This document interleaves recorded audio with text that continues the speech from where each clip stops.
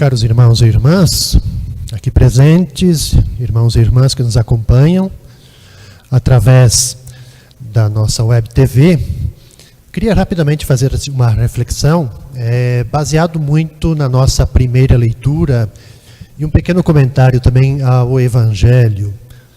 E, se der ainda um tempo, ao tema da nossa trezena hoje de Santo Antônio e Eucaristia. A gente poderia dizer assim que essa carta que Paulo escreve a Timóteo, esse trecho, revela para nós como que se fosse a nossa identidade, assim, as exigências daquilo que compõe a identidade do cristão, da cristã. Ele começa usando várias palavras importantes para nós, dentro dessa identidade. Ele usa a palavra ensino, procedimento, ele usa a palavra projeto, usa a palavra fé, usa a palavra paciência, amor e também perseverança. E mais ainda a leitura, perseguições e sofrimentos. Todas essas palavras são para nós como que identidade. Quer dizer, são elementos importantes do nosso currículo como cristãos, como cristãs, comprometidos com o reino de Deus.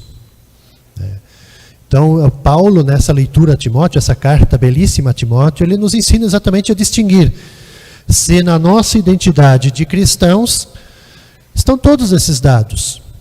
Se não todos, mas a maioria desses elementos. O ensino, o procedimento, a fé, que projeto que nós temos, que são projetos exatamente que fazem com que sejamos modelos a ser seguidos por aqueles que precisam acolher a salvação de Jesus, conhecer o Evangelho, conhecer a vida cristã. Então, sendo assim, se a gente se autodenomina cristãos, cristãs, nós exatamente precisamos ser formados para formar outros. Quer dizer, é um caminho. Quer dizer, nós precisamos ter projeto de vida, ou projetos de vida. Quer dizer, ter objetivos muito concretos de seguimento.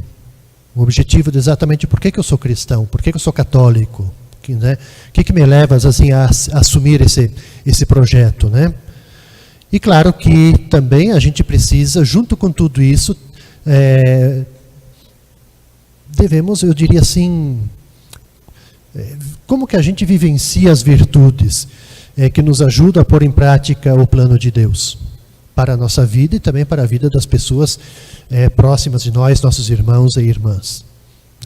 Esse é o que é colocado para nós nessa carta. E o grande desafio para nós é exatamente isso, que Paulo quer expressar nessa carta, que ninguém pode ficar fora desse esquema. Essas são as exigências postas. Quer dizer, é uma condição indispensável, para nós cristãos.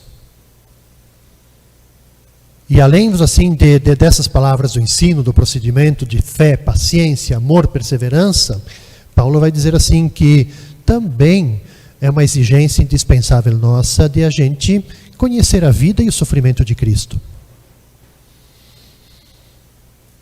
Mas por que é importante a gente conhecer a vida e os sofrimentos de Cristo? Porque também na nossa vida nós vamos experimentar sofrimentos. Vamos passar por provações. Então, se nós quisermos, superar as provações, é importante a gente também conhecer profundamente, a própria vida e o próprio sofrimento de Cristo. Por quê? Porque isso vai nos dar força para superar os nossos próprios sofrimentos, nossas próprias dificuldades, as nossas próprias provações, que são inerentes ao seguimento de Jesus. Então, esse é um elemento importante. Então, quanto mais a gente cresce no conhecimento de Jesus Cristo, do Evangelho, através das Escrituras, então, porque a palavra hoje, a leitura, ela está focada nisso, no conhecimento da Escritura, é que nós vamos ser, de fato, seguidores, vamos conseguir seguir fielmente os passos de todos aqueles que, como São Paulo, levaram uma vida fervorosa em Cristo Jesus. Então, para nós, o que é importante? Que o seguimento de Cristo, aliás, vamos fazer diferente a frase. Não existe seguimento de Jesus Cristo sem passar pelo sofrimento. Essa é a teologia de Paulo. O seguimento de Jesus Cristo implica a cruz. É assumir a cruz, carregar a cruz. Então Paulo está exatamente falando isso para Timóteo. Quer dizer, conhecer Jesus e seguir Jesus implica em perseguições, implica sofrimentos. Mas ao mesmo tempo que implica isso, implica para nós confiança absoluta de que Deus vai nos livrar de tudo isso. Vai nos dar força para superar tudo isso. Mas quando a gente fala aqui de sofrimento, perseguição não significa sofrimento, a perseguição física, né? Agressão. É muito mais assim das incompreensões mesmo, os questionamentos que são feitos para nós. O que você quer? Por que você quer? O que adianta você ir lá na missa todo dia? O que você quer ser católico? Quer dizer, são essas provações que não são colocadas em nosso contexto. Então, muito mais do que uma agressão física, mas eu diria assim, é quase uma agressão muito mais verbal, uma agressão moral. O desafio para nós é isso, quer dizer, a gente, diante de tudo isso, a gente perseverar firmes na busca de cada vez de um maior conhecimento de Deus. Por meio de quê, então? Aqui que eu queria chegar. Por meio dos escritos sagrados. A Bíblia, a palavra de Deus. E veja que conhecer as Escrituras é um fator preponderante para o crescimento da nossa fé. Quer dizer, o Paulo, na carta que ele escreve a Timóteo, nós vamos agora, por vários dias seguidos, escutar essa carta de Paulo a Timóteo.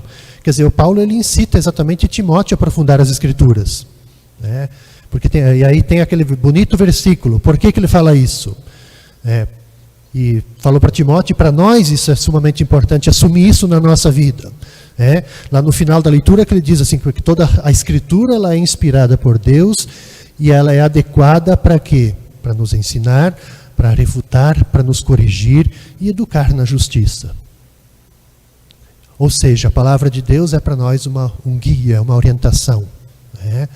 Então a palavra, vamos dizer assim, a Sagrada Escritura para nós, a gente tem que colocar isso assim como sendo aquela palavra que vem do coração de Deus. Não é uma palavra vazia, uma palavra oca, algo que então foi escrito século seculorum, como se diz atrás, e que por isso ela não corresponde mais à realidade. Então ela é sempre uma palavra inspirada que vem do coração de Deus e que tem que falar também para o nosso coração. E isso é muito verdadeiro, porque eu posso ler esse evangelho de hoje, que é curto e às vezes de difícil compreensão, eu posso lê-lo hoje, posso retomá-lo amanhã e nós vamos lê-lo e interpretá-lo numa perspectiva diferente. Por quê? Porque é exatamente isso, a palavra de Deus ela sempre é uma palavra inspirada que sempre nos orienta no nosso dia a dia. Sempre nós vamos ter uma mensagem nova. Então não é uma palavra assim, simplesmente escrita, pura, interpretada ao pé da letra, literalmente. Não é isso. Mas é exatamente uma palavra aberta por Jesus. Se não fosse assim, quer dizer, ela permaneceria enigmática, muitas vezes incompreensível para nós, apesar da sua beleza.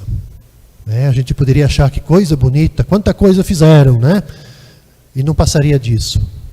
Então, para nós, o que nós temos que ter presente é isso. Cada vez que a gente ler a Bíblia, ler a Sagrada Escritura, a gente ter essa consciência. É uma palavra que vem do coração de Deus e quer falar para o nosso coração.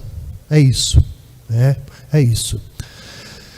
Do Evangelho, veja que a conclusão ela é praticamente a mesma. Porque aqui é colocado uma questão que nós vamos olhar lá, se vocês quiserem em casa olhar no Salmo 110, está lá, essa questão, se Jesus é filho de Davi ou não. Mas para mim, assim, não é o importante entrar nessa discussão. Para mim, o mais importante desse trechinho do Evangelho é o finalzinho dele.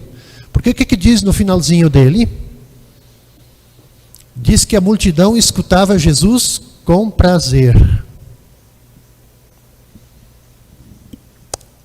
Não é suficiente. Não é suficiente. Vocês também, estando aqui no santuário, estando em casa, não é suficiente vocês escutarem uma bela reflexão do Frei Olávio, uma bela reflexão do Frei Carlos, do Frei Sérgio, do Frei Donald. Não é suficiente.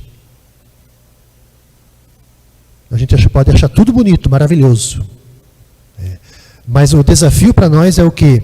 Assim, além de a gente escutar com prazer a palavra, e aqui entra então a Sagrada Escritura, quando a gente ler essa palavra de Deus, além disso é importante a gente compreender ela.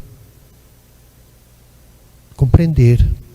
E nós poderíamos dizer mais, quer dizer, não é suficiente só a gente escutar com prazer. Quer dizer, é necessário a gente compreender Jesus e acompanhá-lo até a cruz. Porque é isso, essa é a Escritura, essa é a palavra de Deus, esse é o Evangelho. Todos os 4 evangelhos é o caminho de Jesus, é o caminho de Jesus à cruz, a sua paixão, morte e ressurreição. Então, para nós, exatamente isso. Não é suficiente só escutar com prazer. A gente ler os evangelhos e assim, nossa, como Jesus foi corajoso, quanta coisa bonita que ele fez, como ele ajudou as pessoas. Mas isso não toca no nosso coração. Então ela se torna simplesmente uma palavra escrita. Assim como a gente vai ler um romance, qualquer outro livro, um livro científico, assim por diante. Então a Sagrada Escritura para nós é exatamente isso. Quer dizer, escutar com prazer, sim, porque a leitura tem que dar prazer para nós, mas não podemos ficar nisso só. Quer dizer, tem que nos ajudar então a compreender Jesus e fazer nós acompanharmos Jesus nesse caminho dele à cruz, a sua paixão, morte e ressurreição.